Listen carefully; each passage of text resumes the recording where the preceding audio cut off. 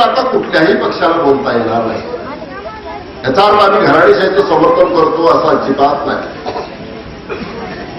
डॉक्टरचा मुलगा डॉक्टर होतो, इंजिनियरचा मुलगा इंजिनियर होतो, वकिला उद्योगपती असेल तर मुलगा त्याच्या दुकानावर बसतो किंवा फॅक्टरी चालवतो. एखादा चांगला कलावंत गायक असेल तर त्याचा मुलगा चांगला पुढे गायक होतो. हॉटेलचा धंदा असला तर पोरगा पुढे चालवतो.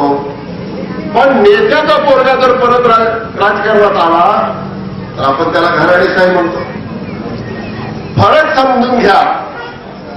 डॉक्टरचा मोठ्या हॉस्पिटल झाल्यानंतर मुलगा किंवा मुलगी डॉक्टर झाल्याच्या नंतर त्याच्याकडे कारभार सोपवत असताना ते डॉक्टर काही वार्डातल्या लोकांची मिटिंग बोलवत नाहीत पेशंटची, किंवा आता कसं करायचं, पोरगा मोठा झाला देऊ का त्याच्या हातात हा कारभार, अशा प्रकारची मान्यता लोकांची डॉक्टर घेत नाही.